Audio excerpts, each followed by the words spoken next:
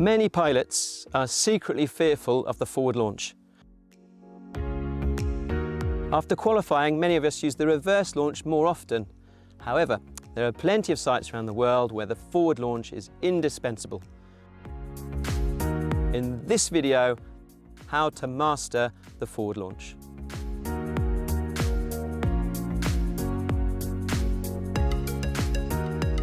Hi, Toby here. By becoming confident with your forward launch, not only will you be a safer pilot, you'll also allow yourself more mental space to focus on other aspects of your flight, like where the first thermal might be. In this video, we're going to talk about the importance of site selection, how to set up your wing for a perfect forward launch, and the 4 phases of the forward launch.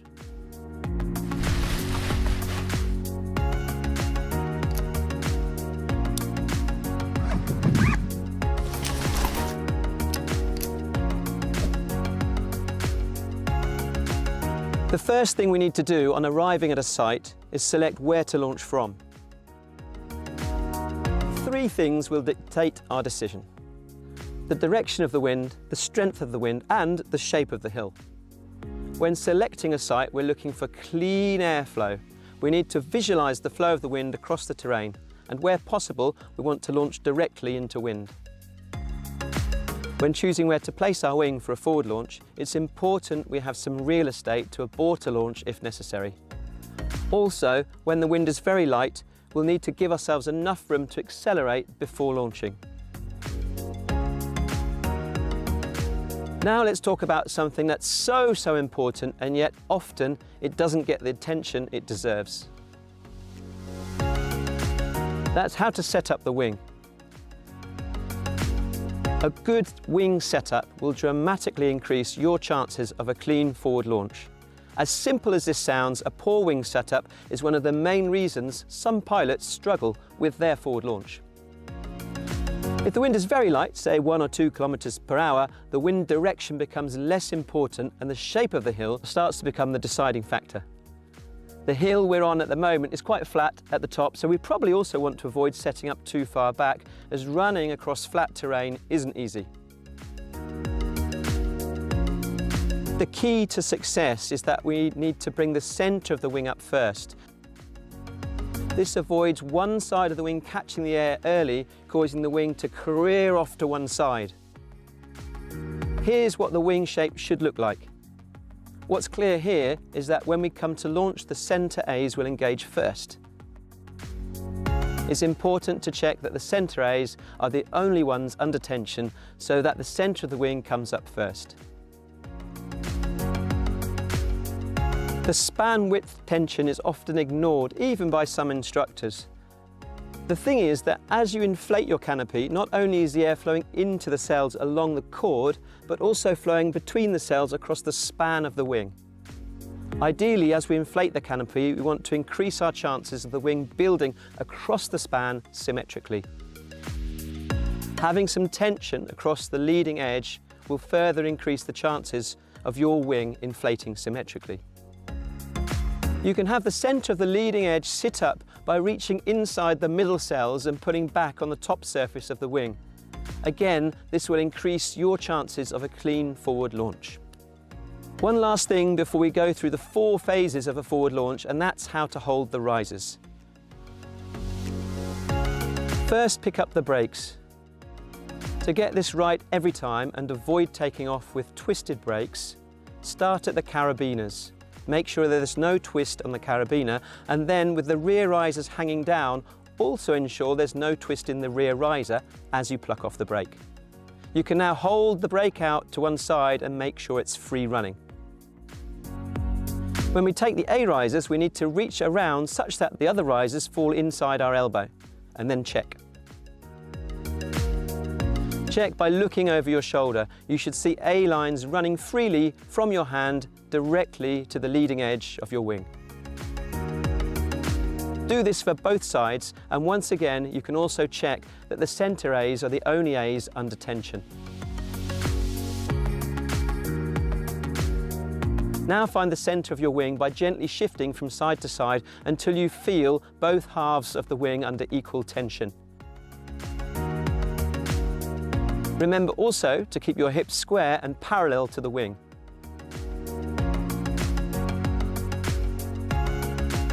There are two generally recognised ways to hold your risers.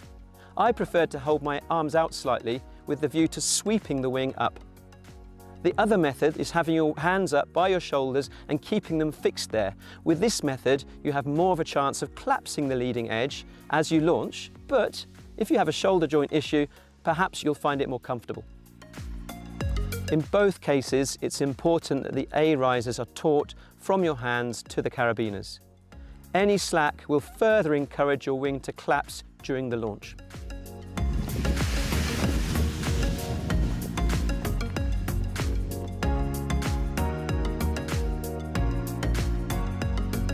The first phase is cupping the air. Rock back and then rock forwards, accelerating progressively. For the first half second, don't go full power. The wing needs a moment to cup the air. In this phase, we're trying to encourage the leading edge to lift off the ground from the centre. As the wing starts to lift off the ground, we should now continue to accelerate such that the air flows into the wing cleanly. Here's 3 ideas to help you perfect this very important phase. 1, don't hesitate. Accelerate and commit. Any hesitation will see the wing pause and possibly drop back. 2nd, remember to lead from the hips. All the energy should be coming from your body moving forwards with your hips square. Don't try to force the wing with your hands. Your hands are only there to help guide the wing into the air. The main power should come from your body, not your hands. Thirdly, don't focus too much on finding the middle of the wing, but if you notice an asymmetry, try to move laterally towards the centre, remembering the most important thing is to keep that forward momentum going.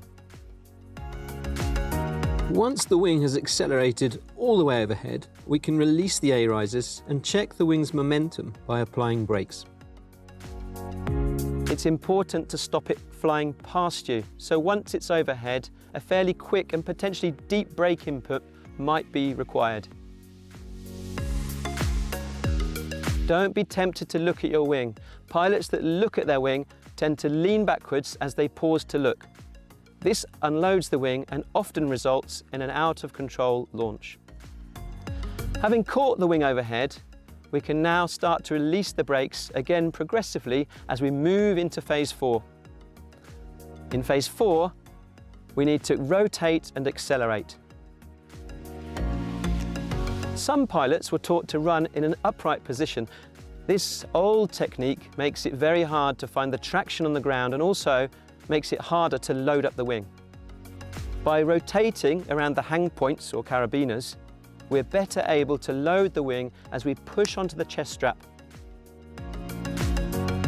Our upper body is now leaning forwards and our legs are behind us, allowing us to drive the wing forwards. This is important for 2 reasons. First, a loaded wing is less likely to collapse, and second, the more loaded it is, the more responsive it will be to any steering corrections that you might need to make. As you accelerate, more of your weight will be supported by the wing, which in turn will make the wing fly faster. So keep accelerating and accelerate smoothly as you manage the speed of the wing. And remember to look where you're going. Avoid jumping, which unloads the wing. Rather, take big steps and commit. A final thought, if you're launching from a steep slope, your wing should be parallel to the terrain and not vertically above you. As always, practice makes perfect. When we teach this technique at our school, we film our students. This really helps them to visualize and improve their technique. If you practice, maybe think about having someone film you. Even send us the footage if you're looking for some feedback. I'd love to hear from you if you have any other ideas or thoughts about the forward launch. Please slap them in the comments section below. Until next time, here's wishing you clean and confident forward launches and, of course, as always, happy landings.